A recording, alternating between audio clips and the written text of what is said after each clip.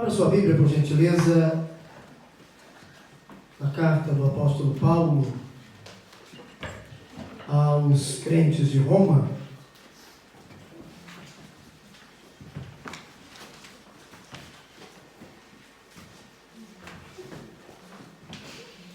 Aos Romanos, capítulo 6.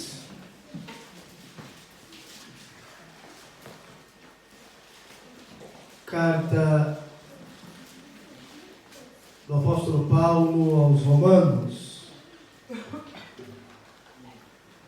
capítulo 6.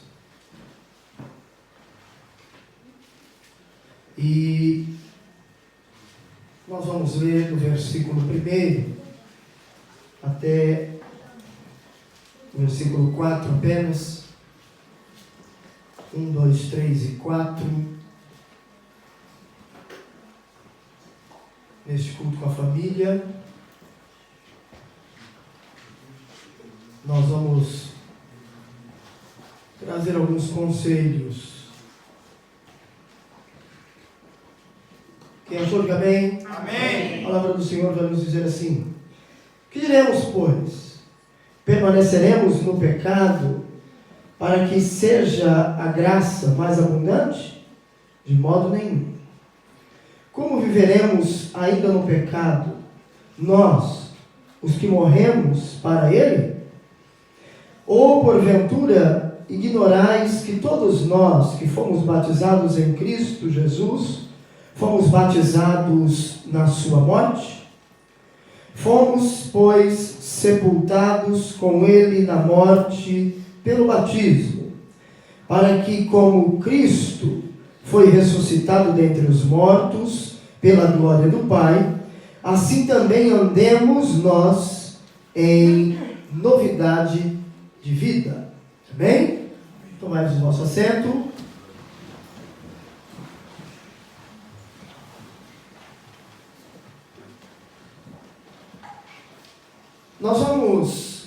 Eu não vou entrar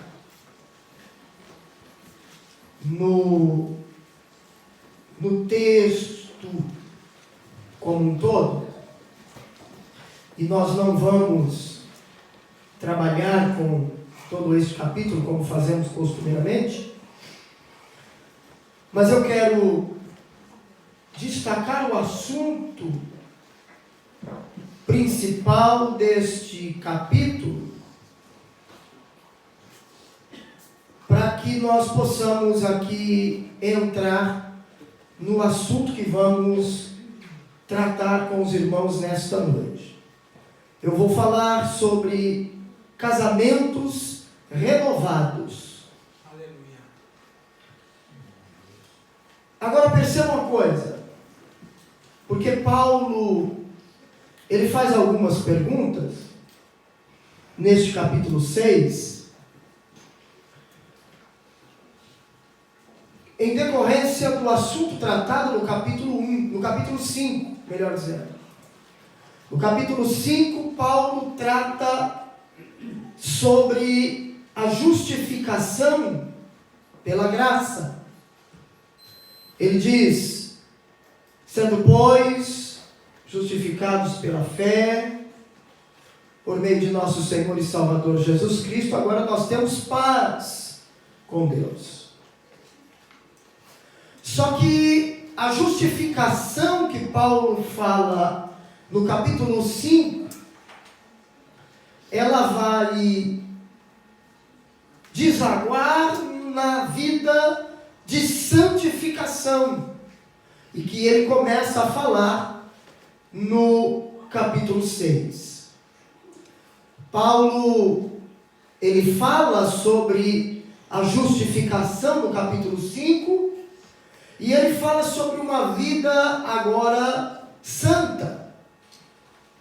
Nós que fomos justificados pelo sangue de Cristo na cruz do Calvário, nós que morremos para o mundo, para as coisas do mundo, Paulo agora ele diz: que diremos?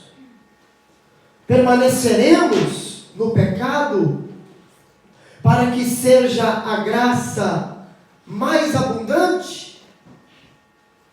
Porque essa era a ideia que estava sendo implantada entre os crentes de Roma naqueles dias. Que como foram justificados pela graça, como o pecado abundou, e Paulo diz que aonde abundou o pecado, superabundou a graça. Então inseriram um pensamento no meio do povo, que eles poderiam viver como quisessem, que eles poderiam viver da maneira que quisessem. Por quê? Porque a graça garantiria a eles o perdão, porque a graça garantiria a eles a salvação. E aí Paulo vem e escreve: que diremos, pois? Permaneceremos vivendo no pecado, para que a graça seja ainda mais abundante? E aí ele mesmo responde, e ele diz: de maneira nenhuma. De maneira nenhuma. O ponto central deste capítulo, o assunto prioritário que Paulo trata neste capítulo, é agora nós que morremos, que a velha natureza sepultada, e Paulo usa o símbolo do batismo para dizer que nós morremos com Cristo, e agora ressuscitamos com Ele para uma nova vida. Ele diz: andemos nós também em novidade de vida. Paulo está dizendo o quê? Paulo está falando que nós agora, que outrora vivíamos uma vida de pecado, uma vida de promiscuidade, uma vida totalmente alheia às coisas de Deus. Agora que nós morremos para o mundo e ressuscitamos para Jesus, para Cristo, precisamos agora andar em novidade de vida. Ou seja, precisamos andar agora, não é buscando coisas novas. A expressão novidade de vida não é que a gente vai andar por aí procurando coisa nova, não, mas vivendo agora segundo a nova vida, a vida agora gerada por Deus, pela sua palavra. E esta palavra de Paulo, ela é muito urgente nos nossos dias. Por quê, pastor? Porque nós estamos vivendo dias semelhantes a estes que Paulo trata com os crentes de Roma. Há quem diga por aí que uma vez salvo, salvo para sempre. Você pode pecar, você pode viver do jeito que você quiser, que você será salvo, porque a salvação é pela graça. Mas quando eu vou pensar, meditar na Bíblia, eu não vejo a graça compactuando com o pecado. Pelo contrário, a graça deixou o caminho mais apertado, a graça deixou o caminho mais difícil, a graça trouxe para nós uma responsabilidade. A graça diz para mim e para você que nós agora já não estamos mais debaixo da condenação do pecado, porém ela não nos abre a porta para vivermos pecando. Não. A graça que Deus manifestou em nossas vidas por intermédio da morte sacrificial de Jesus, ela não nos dá ocasião para vivermos uma vida de pecado como outrora, mas ela traz para nós uma liberdade com responsabilidade. E muitos casamentos nos nossos dias estão se deteriorando, estão se desfragmentando. Por quê? Por causa da insensibilidade de um ou de outro. Nós estamos vendo nos nossos dias, nunca se viu um índice tão alto de divórcio como nós estamos vendo nos dias de hoje, principalmente no meio cristão.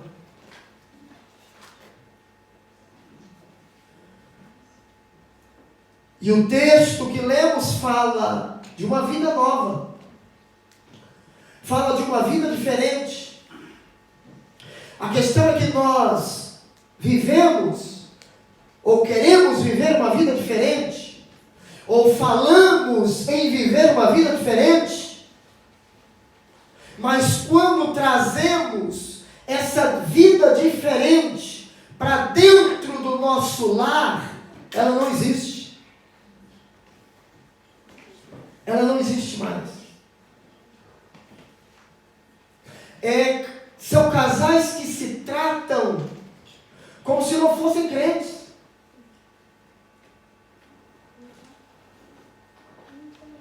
Casais que se tratam se esquecendo de que aquele que está ao nosso lado, o nosso cônjuge, antes de marido ou de mulher, é irmão em Cristo.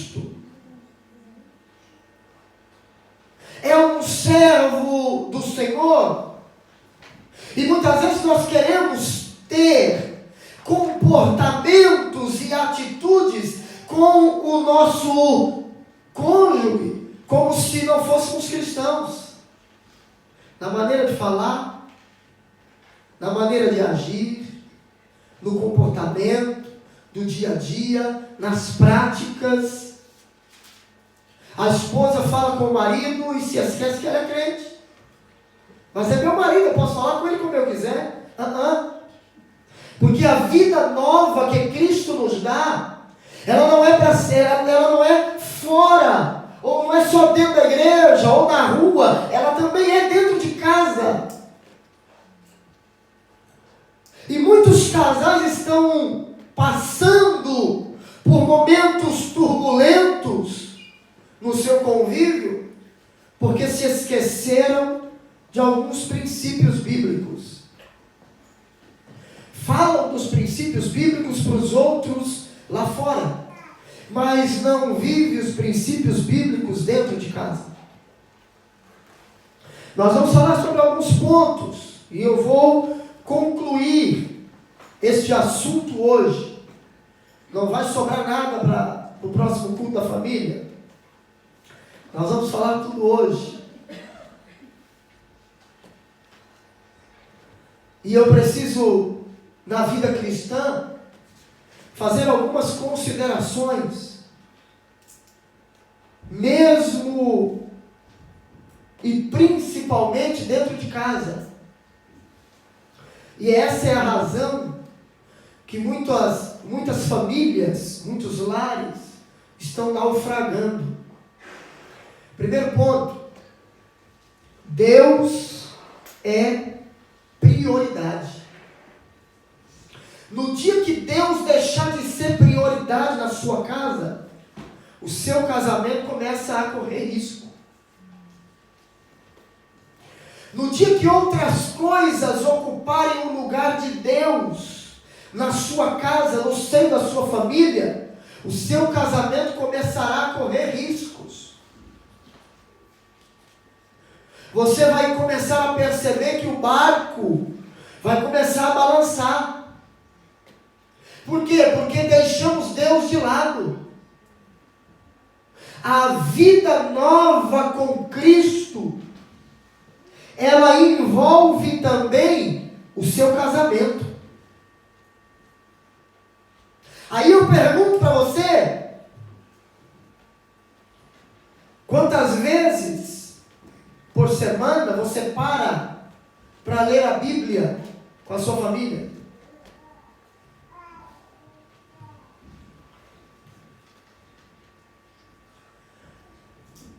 Queridos, entendam uma coisa, que Deus ser prioridade na minha vida e no meu casamento precisa passar por duas estradas extremamente necessárias, e que quando nós deixamos estas duas estradas para seguir por atalhos, o casamento corre risco. A vida familiar começa a sair do eixo. As estruturas da família começam a ser abaladas. Quais são as duas estradas? Estudo da palavra de Deus e oração. Famílias que não frequentam a escola bíblica. Famílias que não frequentam o estudo da palavra de Deus. Os cultos de ensinamento. Famílias que não frequentam e não têm o costume de ler a Bíblia, e muito menos de orar juntos.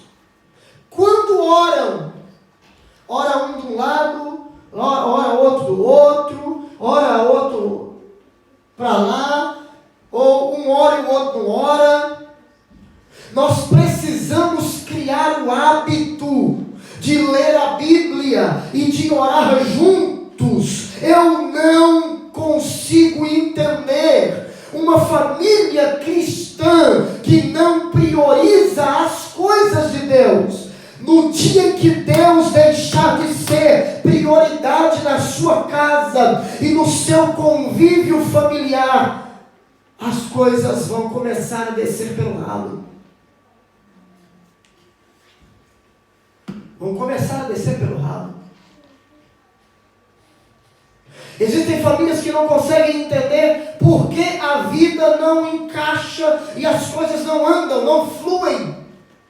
Estão vivendo momentos de turbulência há anos e não conseguem compreender. A razão é uma só: falta Bíblia, falta estudo da palavra e falta oração dentro da sua casa. Então eu vou fazer uma campanha. Vou trazer um pastor para orar na minha casa. Vou trazer um pastor para fazer uma campanha de 7 dias na sua casa. Não tem problema. A gente vai lá, faz uma campanha de oração na sua casa e lê a Bíblia com você durante 7, durante 15, durante 20, durante quantos dias você quiser. Mas se isso não se tornar uma prática na sua vida, depois que a campanha terminar, o trabalho vai ser em vão, vai ser sacrifício de tolo.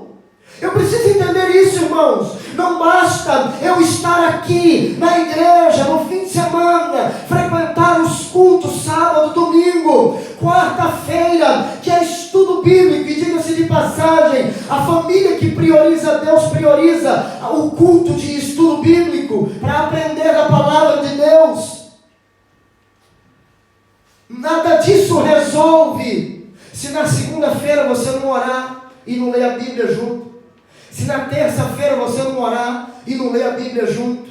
Se na quinta-feira você não orar e não ler a Bíblia junto. Se na sexta-feira você não orar e não ler a Bíblia junto. Pastor, mas a gente trabalha demais. Meu marido trabalha em Cotai, ou minha esposa faz muitas horas em Zanguiô. Tudo bem, eu entendo, é o nosso contexto aqui no Japão. Mas isso não pode se tornar desculpa para nós deixarmos as coisas de Deus de lado, para nós deixarmos de priorizar Deus, para priorizar outras coisas. A grande razão do fracasso de muitas famílias, de muitos casamentos estarem sendo levados, como dizem, como o adágio popular, empurrando com a barriga, a grande razão é a ausência de Deus no seio da família.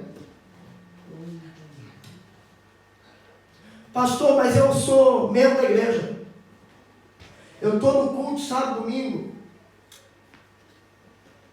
E daí? Se a prática da leitura bíblica e da oração, ela não faz parte do seu contexto familiar há muito tempo. Essa é a razão. A ausência de Deus. Deus precisa ser a prioridade. Na hora de estabelecermos as prioridades da nossa vida, no nosso casamento, o primeiro tem que ser Deus. Mas sabe o que a gente faz hoje? A gente coloca o serviço, a gente coloca o descanso, a gente coloca o passeio, e se sobra tempo, Deus. Invertemos os valores.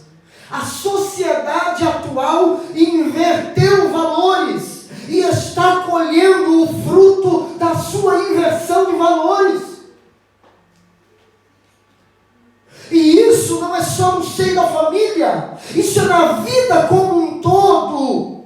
Nós estamos priorizando outras coisas em detrimento a algumas, aquilo que realmente é prioridade. O que realmente é prioridade na sua vida, meu amado irmão, não é o dinheiro que você vai juntar ou que você pensa em juntar. Não, a prioridade na sua vida precisa ser Deus. Todas estas coisas que você tem como prioridade são legítimas. Você precisa ter dinheiro para se sustentar. Você precisa sim passear, distrair a cabeça. Precisa, afinal de contas, muitos de nós, muitos de vocês passam 12, 13 horas, 14 horas dentro de uma fábrica. Precisa, mas isto não pode ocupar o lugar de Deus na minha vida, nem na sua vida. O apóstolo Pedro, ele nos diz no livro de Atos dos Apóstolos, que o que traz refrigério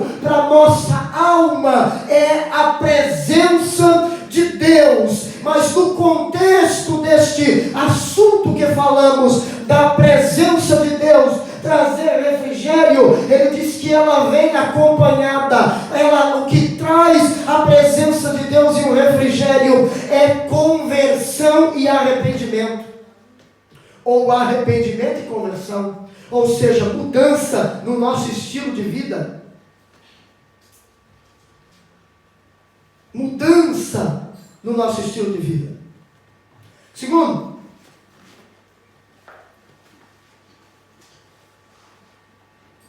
o que eu preciso considerar? Primeiro, Deus precisa ser prioridade. Segundo, a nossa agenda. O seu tempo deve ser gasto com coisas que realmente edificam, com coisas que realmente importam. Aí tem gente que acha, pastor que fala e que insiste para você estudar e ler a Bíblia e orar, é pastor chato, que pega no pé.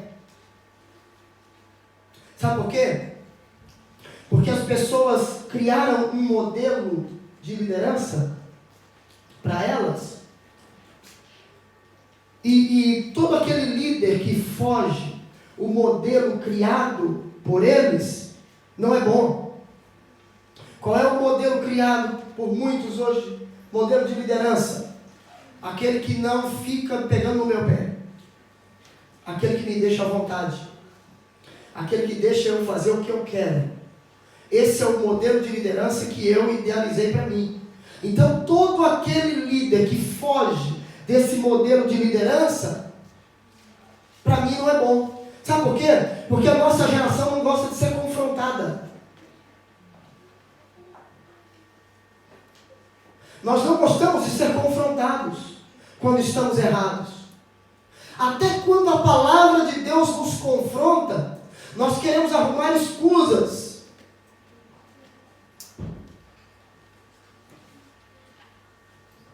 Aí nós queremos dizer que não é porque o pregador conhece a nossa vida,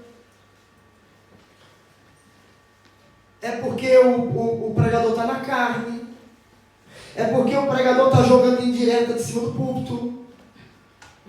Nós não dizemos, Deus está falando conosco, realmente eu estou errado, Deus está falando comigo.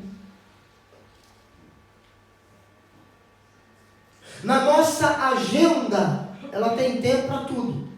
Tem espaço para tudo. A nossa agenda é uma agenda cheia de espaços para aquilo que não diz respeito à igreja e nem obra de Deus. Mas ela é cheia de compromissos quando o assunto é obra de Deus. Em tudo. Quando o assunto é obra de Deus, quando o assunto são as coisas de Deus, quando o assunto é espiritual, nós não temos espaço na nossa agenda. Pastor, me desculpe, mas eu tenho um compromisso muito importante. Então, eu não vou poder estar. E o compromisso importante qual é? Um lazer. Está percebendo a inversão de valores? Eu não estou dizendo que é pecado você passear. Mas eu estou dizendo que você precisa estabelecer prioridades. Eu estou dizendo que na hora de você fazer a sua agenda, os espaços que sobram, deixados pela obra, pelo comprometimento com as coisas que realmente importam, é que você preenche com o lazer.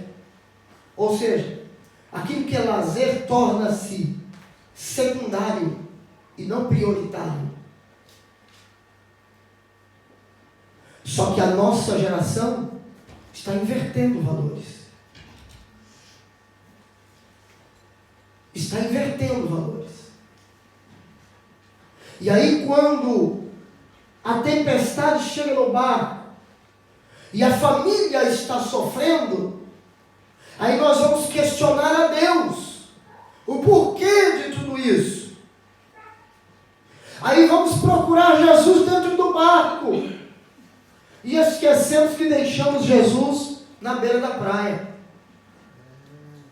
Não convidamos Jesus para estar no barco conosco.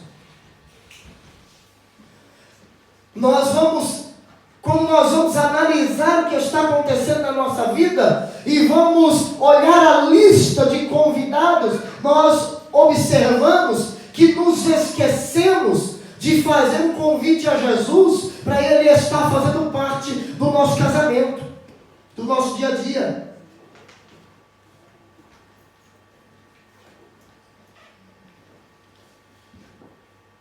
Quantos conselhos você dá para o seu filho que são antibíblicos?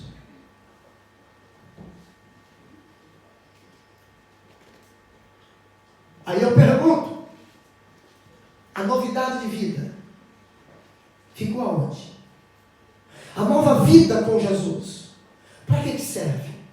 Irmãos, se eu pegar a Bíblia e fechá-la, e deixá-la de lado, e não aplicá-la na minha vida todos os dias, eu posso ser o crente mais frequente da igreja.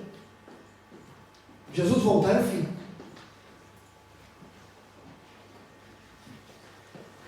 Jesus voltar é o fim.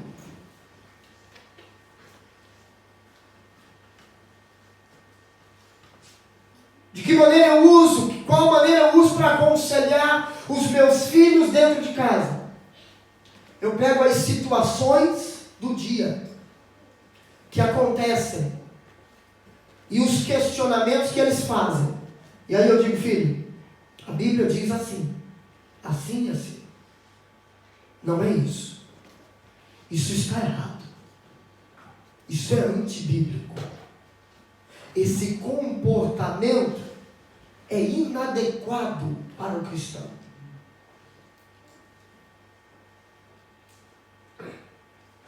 A questão é que hoje a gente diz, viva assim mesmo. É assim mesmo. Porque a minha avó me ensinou assim. Porque eu fui ensinado assim pela minha mãe. Sabe o que demonstra isso? Falta de conhecimento bíblico.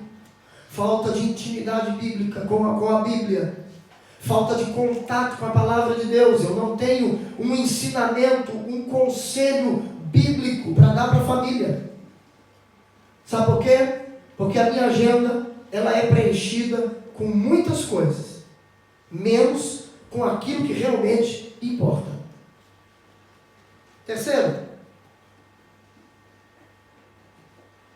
eu vou apertar um pouquinho agora, afinal de contas é culto da família. Amor constante. Amor constante. Sabe o que eu acho interessante hoje? Que a gente fala muito de amor. A nossa geração dos assuntos preferidos é o amor. Mas sabe para quê? Amor para apoiar quem está errado. Isso não é amor. Isso é o falso amor.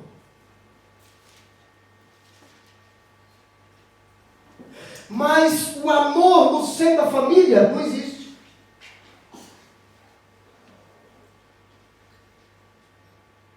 O amor que precisa ter entre o marido e a mulher, dentro de casa, é quase uma espécie em extinção hoje.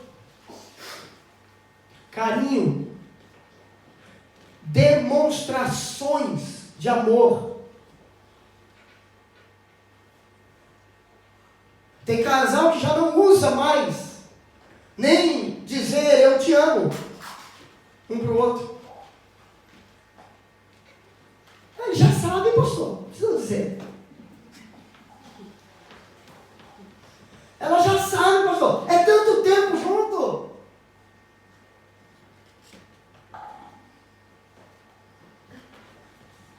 Que não precisa falar.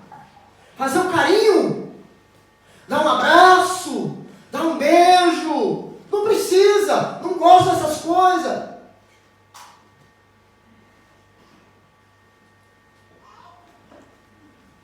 Mas isso é extremamente necessário dentro do convívio marido e mulher.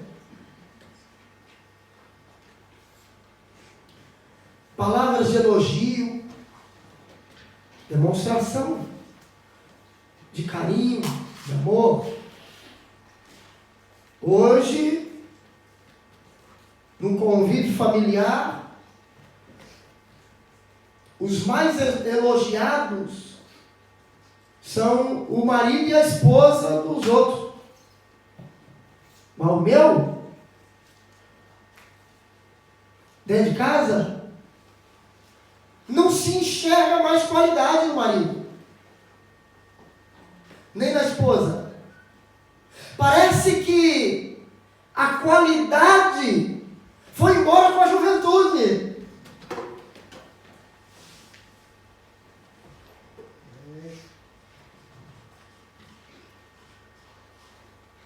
Nós deixamos algumas práticas de lado.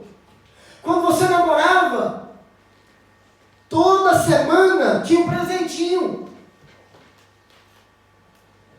Tinha pelo menos um bombonzinho.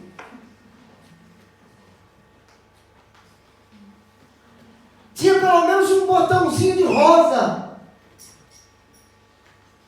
Tinha pelo menos uma palavra de carinho. Nossa, você está linda.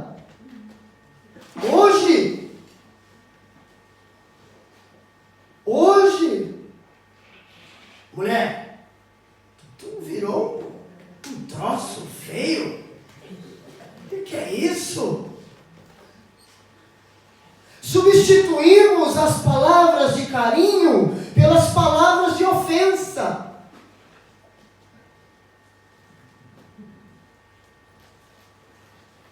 Com uma roupagem de brincadeiras, Mas nós substituímos as palavras de carinho por palavras de ofensa.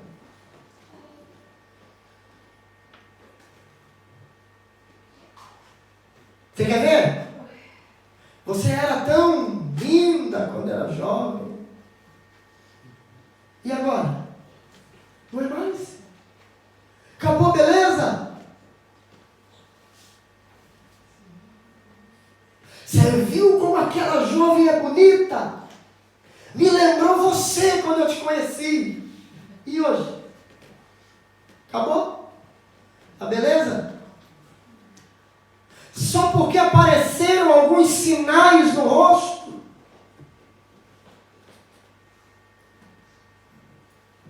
Só porque o que estava em pé hoje não está mais? Acabou-se a beleza? Sabe por quê? Porque infelizmente muitos casais se uniram atraídos pelo exterior e não pela beleza que de fato importa, que é a beleza interior. Somos atraídos ou fomos atraídos um pelo outro pela beleza física. E beleza física se vai com o tempo. A beleza que a moça de 15, 16, 17, 18 anos tem hoje não será a mesma com 50, 60. Mas quando a vida, ela é embasada na palavra de Deus, ela é transformada pela palavra de Deus, a beleza permanece com 40, com 50, com 70, com 80, seja qual for a idade, e é essa a beleza que de fato precisa nos atrair naquele com quem vivemos. Eu sempre aconselho a juventude: vai casar, que não seja a beleza exterior a prioridade na hora de escolher o cônjuge. Porque beleza exterior acaba com o tempo.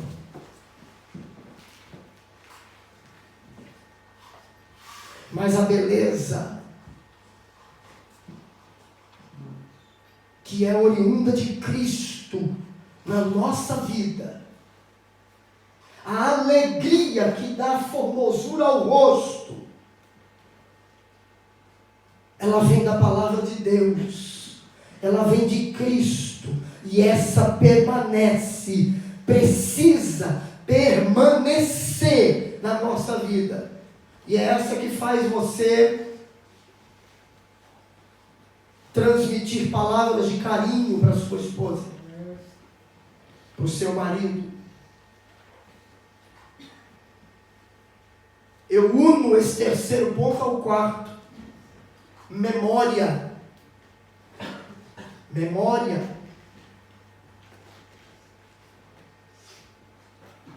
Lembre-se das qualidades do seu cônjuge que te despertaram no tempo do namoro.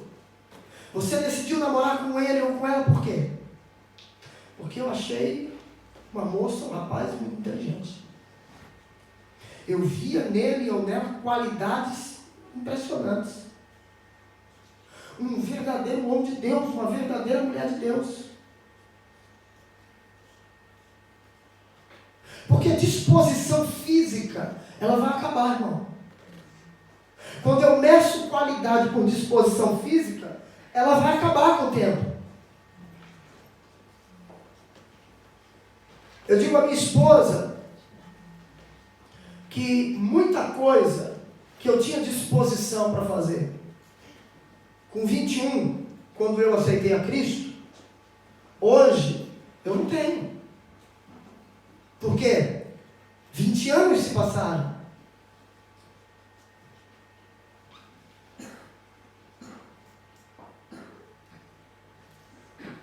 Eu tinha uma rotina na igreja a semana inteira. De domingo a domingo eu estava dentro da igreja. Era trabalho de oração, era ensaio, era isso, era aquilo, era culto no ponto de pregação, era evangelismo. Domingo a gente tinha escola bíblica de manhã, tinha consagração pela manhã, tinha escola bíblica, depois ensaio dos jovens, depois saía para fazer evangelismo, ou tinha um culto na sua congregação, à noite estava no culto, e sempre com aquela disposição incrível. Hoje,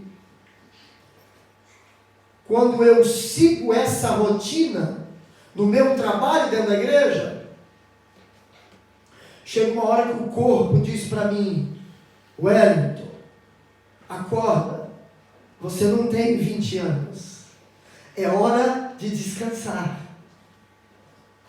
Como que o corpo me diz isso? Eu começo a ficar gripado, muito fácil. Eu prego uma mensagem no sábado ou no domingo, fico rouco, a garganta na segunda-feira está inflamada. Fico de cama. É o corpo me dizendo: é hora de você parar e descansar.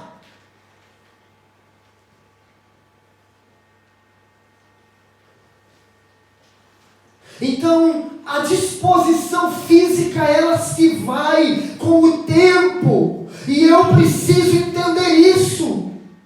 Você precisa entender isso. A disposição que o seu marido ou que a sua esposa tinha quando vocês se conheceram, namoraram, se casaram, era uma. Hoje a disposição é outra. Mas não quer dizer que as qualidades se foram.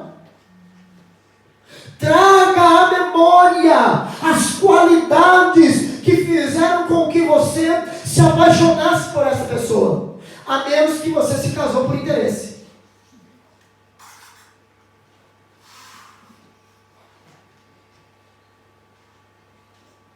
Aí se o que motivou a união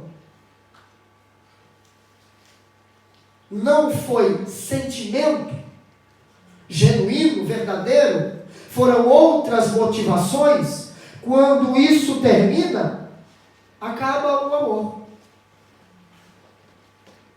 Porque, queridos, quem se casa por sentimento, pode passar o tempo que passar, essa história de dizer o amor acabou, não existe. Ele pode ser enterrado por atitudes erradas. Mas quando se faz uma limpeza, ele volta. Ele surge, porque ele está ali. Não apagou, não acabou. Muitas vezes o que você precisa é sentar, desenterrar,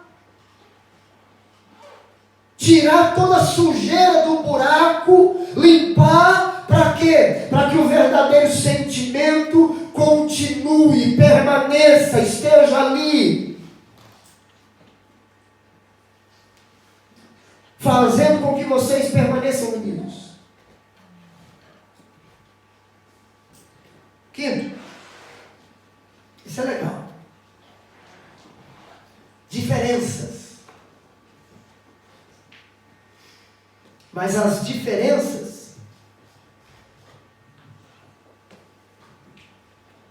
que elas sirvam para nos unir, não para separar.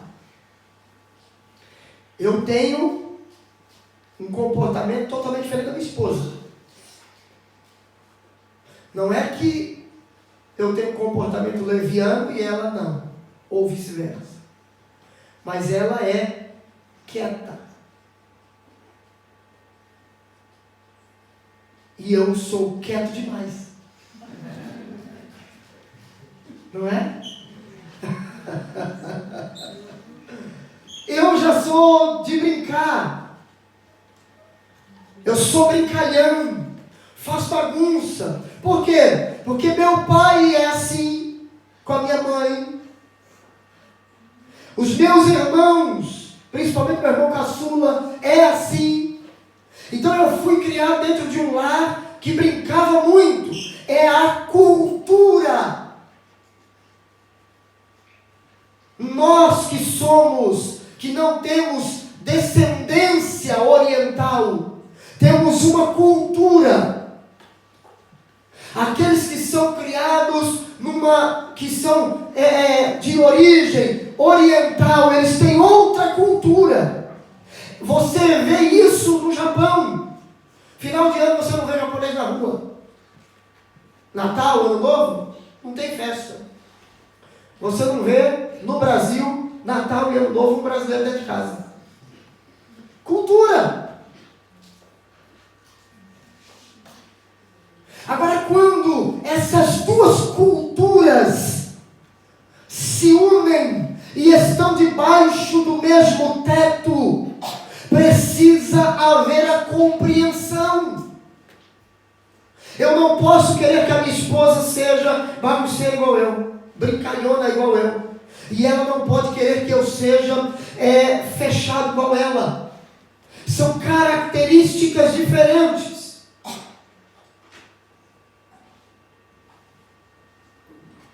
Ela está em casa, de folga, ela gosta de sair, de andar, como toda mulher, gastar, aquela coisa toda, aquele negócio, e tem que andar, não pode ficar em casa, tem que passear, tem que sair, e eu não sou assim.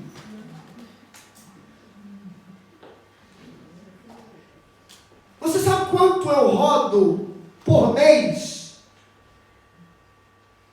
Eu trabalho na obra. Eu ando por mês quase 3.000 quilômetros. Meu carro, eu comprei 0. Ano 27. Nós estamos que ano? 30. Ele está com 82.000 rodados.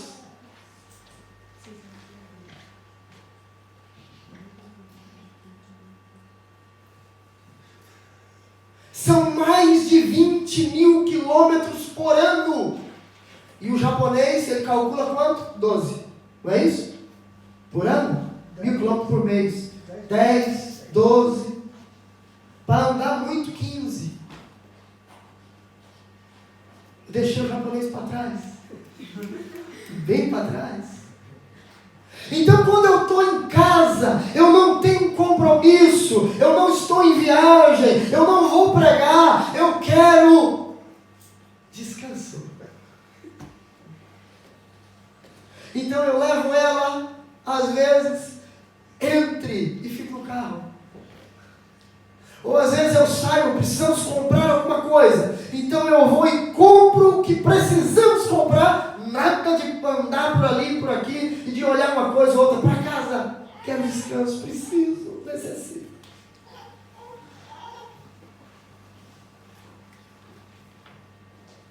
Mas às vezes eu entendo o lado dela de querer sair, e então a gente faz um sacrifício. E aí na segunda-feira, quando ela vai trabalhar, eu levo ela, vai trabalhar e eu volto para casa e vou descansar. Ela está trabalhando, eu vou descansar. Eu sou de ferro. São diferenças que não podem nos separar. Precisa nos unir. Precisamos compreender. Afinal de contas, eu sou uma nova criatura. Eu era um camarada de temperamento explosivo quando não era cristão. Hoje eu preciso aprender a equilibrar, a ser longânimo, a ter domínio próprio.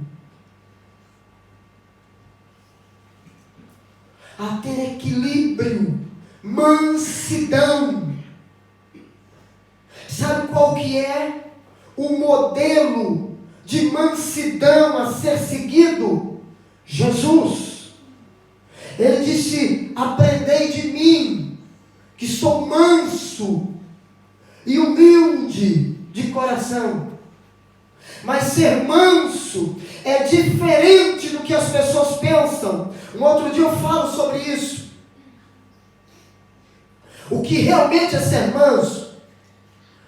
A pessoa não vai despejar o mundo na sua cabeça e você ficar de cabeça abaixo porque eu sou manso. Jesus era manso, mas quando precisou ele tirou o chicote e derrubou a mesa dos cambistas, botou todo mundo para fora lá. Mas Jesus é manso.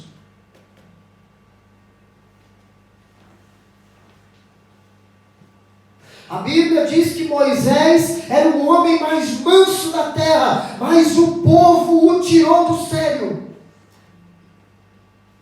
E teve momento que ele teve que esbravejar com o povo, mas isso não quer dizer que não é manso. Eu preciso entender o que é ser manso. Este ponto de vista é outra pregação.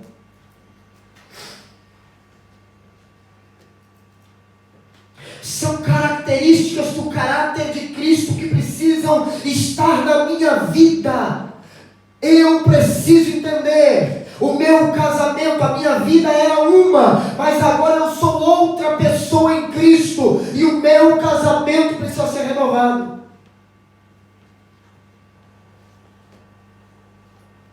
Vamos seguir. Essa aqui também é boa. Sexto, humildade. Mas para quê, pastor? Ora,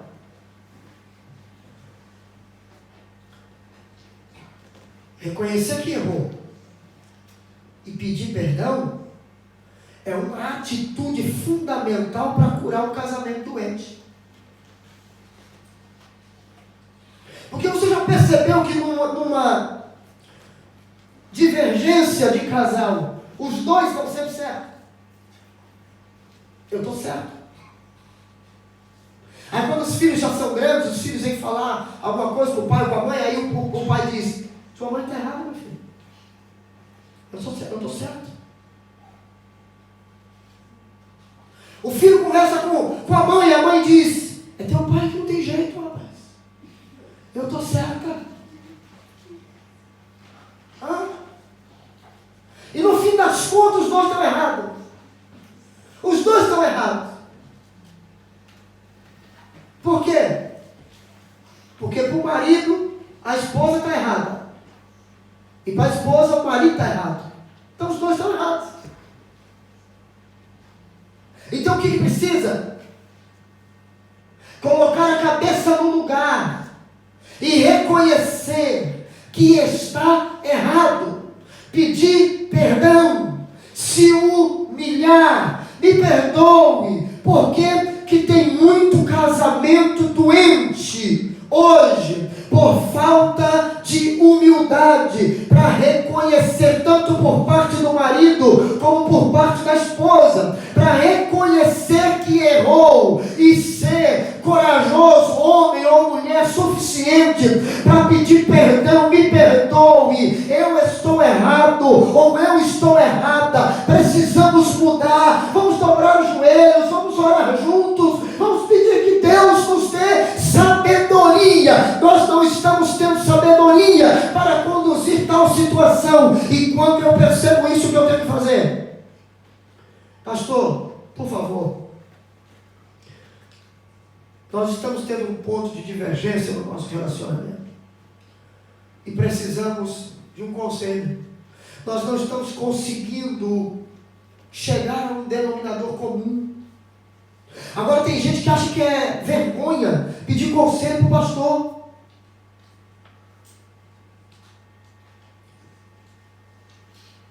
Tem gente que pensa que é vergonha trazer um problema de relacionamento para o pastor.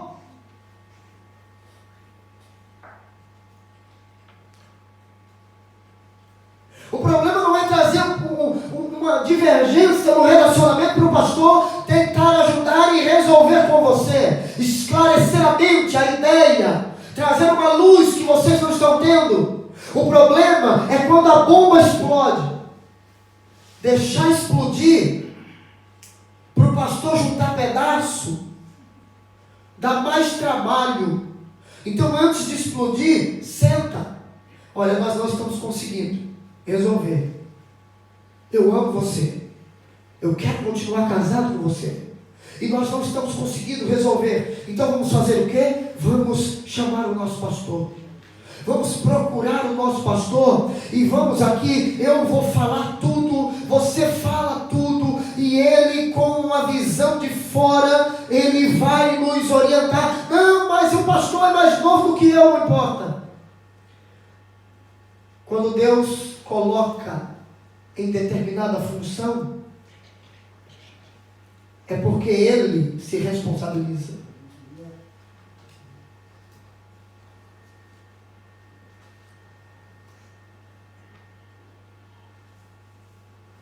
Precisamos entender essas coisas.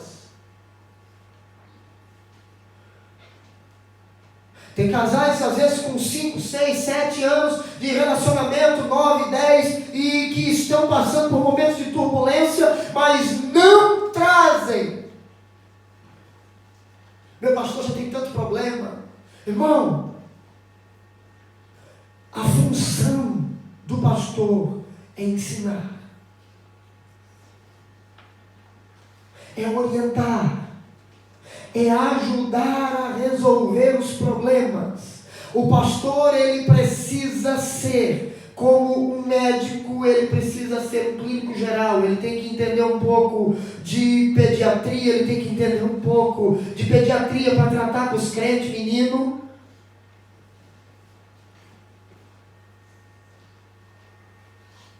Bebê precisa do quê? Qual é o médico do bebê? Pediatra. Então o pastor tem que entender de pediatria para tratar com crente, bebê, pediatra. O pastor precisa ser um pouquinho de psicólogo, porque tem uns crentes que às vezes eles têm umas coisas assim, uma mente assim um pouco mirabolante, umas coisas assim de outro mundo, sabe? E que o pastor tem que entender. O pastor tem que ser um pouquinho também de helper. Por quê? Para aprender a lidar com os idosos. Porque tem idoso que é pior do que neném. É aqueles crentes que, porque chegaram, ou pensam que chegaram em um nível de maturidade bom, grande, então eles já não engolem mais os meninos, os imaturos dentro da igreja. E aí quer fazer o quê? Quer jogar todo mundo para fora. Irmão, hoje você é maduro, mas um dia você foi imaturo. Hoje você comete menos erros, mas ontem você errava demais. E toda casa precisa ter criança, precisa ter menino. Mas aí Paulo diz, quando eu era menino, eu fazia tudo que pertencia a menino. Mas agora que eu já sou velho, já sou homem, deixei de lado as coisas de menino. Paulo fala do quê? De que a nossa vida, nós não podemos permanecer sempre como meninos. Nós temos que amadurecer. Nós temos que crescer. Só que enquanto uns amadurecem, outros ainda são meninos. Enquanto aquele amadureceu, o outro ainda não. E eu, como líder, precisamos entender tudo isso. O problema é quando a gente não compreende isso. E às vezes muitos irmãos dentro da igreja não compreendem isso. E aí acham que tem que tratar todo mundo a ferro e fogo. E as coisas não funcionam assim. Tem crente maduro, que você tem que tratar como um crente maduro. Tem crente que tem 200 anos dentro da igreja, mas é menino, e você tem que tratar como menino.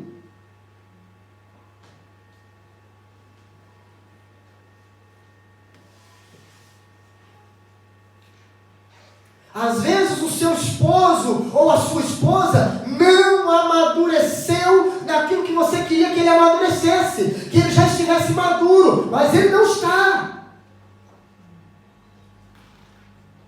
Os erros, as falhas que eu cometi no início do meu casamento, com minha esposa e eu cometemos no início do nosso relacionamento, hoje não acontecem mais. Por quê? Porque amadurecemos.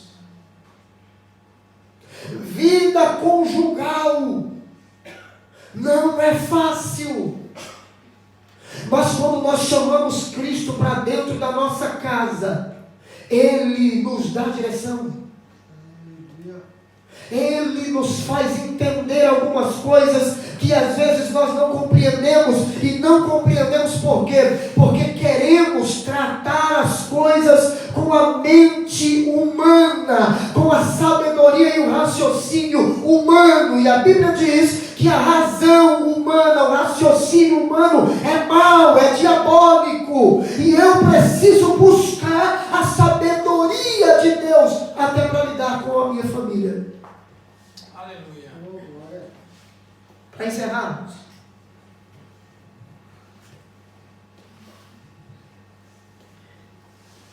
eu concluo com o 7º ponto, que é uma nova vida. Uma nova vida.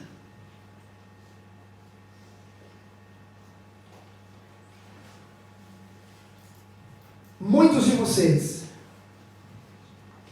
contraíram matrimônio quando ainda não eram cristãos.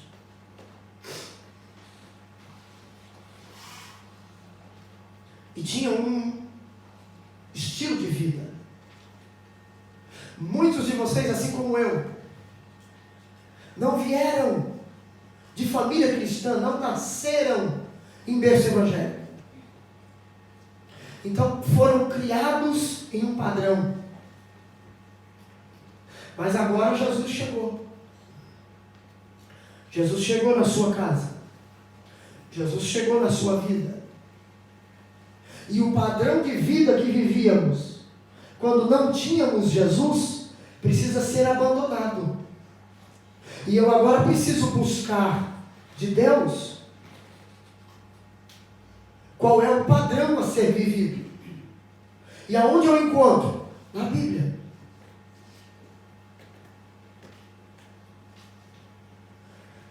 A morte de Cristo foi para nos dar uma nova vida. Eu e você já ressuscitamos com Cristo. Morremos para o mundo. Então, na hora de pensar dentro da minha casa, com relação a determinada situação, para você pensar dentro da sua casa, em determinadas situações, você precisa pensar se o que você está querendo fazer, ou o que você está pensando, ou a atitude que você está tomando, ela tem respaldo bíblico. Se ela não tiver, ela deve ser rejeitada. Esse não é o pensamento correto. Esse não é o raciocínio correto. Essa não é a melhor maneira de resolver o problema. A melhor maneira de resolver o problema é buscar conselho do conselheiro mestre, do maravilhoso conselheiro. É buscar conselho de Cristo, é dobrar o joelho, é orar. Senhor, eu estou com uma dificuldade dentro da minha casa, na convivência com o meu marido, com a minha esposa. Qual é a maneira que eu devo proceder? Como eu devo agir nessa situação? É assim que age quem tem uma nova vida. Já não é mais levando tudo a ferro e fogo, esbravejando com o marido ou com a esposa, perdendo o equilíbrio em determinadas situações que muitas vezes são situações simples de resolver. É só pensar, é só se deixar ouvir. Deixar ouvir. Eu encerro trazendo a você uma história bíblica que exigiu extrema sensibilidade espiritual para chegar a uma resolução. Ou você pensa que foi fácil para José engolir o caso de que Maria estava grávida do Espírito Santo?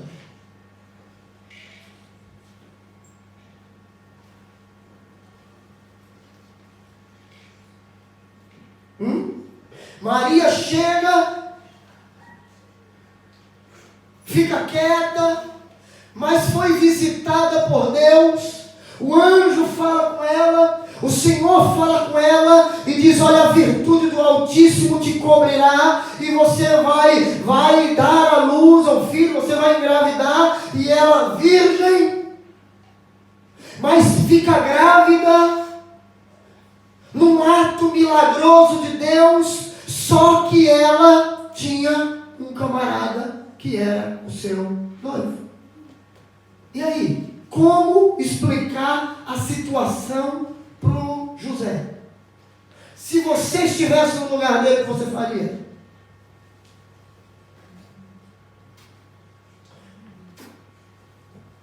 Você ia crucificar a sua esposa de primeira. Você me traiu. Adúltera. Hoje, nenhum de nós teríamos a atitude de José. José sabia que não tinha feito nada, tido nenhum relacionamento com Maria. Mas ela estava grávida e a Bíblia diz que ele fez o quê? Intentou deixá-la secretamente. O que ele ia fazer?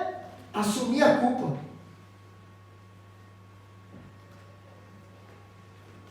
Porque se ele vai embora, Maria aparece grávida, quem ia levar a culpa?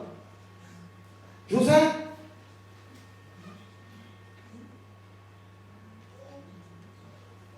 Mas quando ele pensa isso, a Bíblia diz que Deus fala com ele. Por intermédio de um anjo, o Senhor vem e fala com ele. E diz: José, fica calmo aí.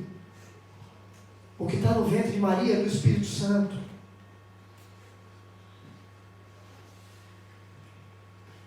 O Senhor fala com ele.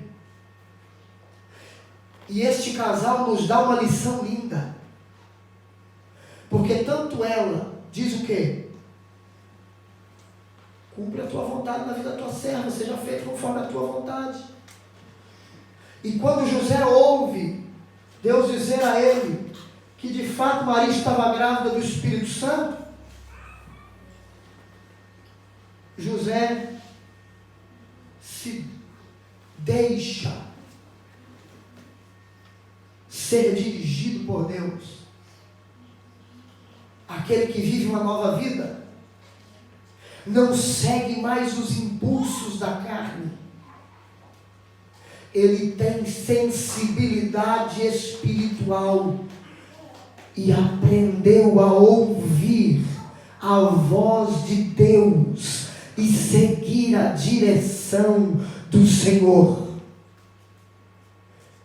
Na hora que a coisa apertar, que o problema chegar num nível que para você já é insuportável, aprenda a ouvir a voz de Deus, lhe trazendo a direção, e eu tenho certeza que você não tomará decisões precipitadas, que você não vai cometer erros como você já cometeu.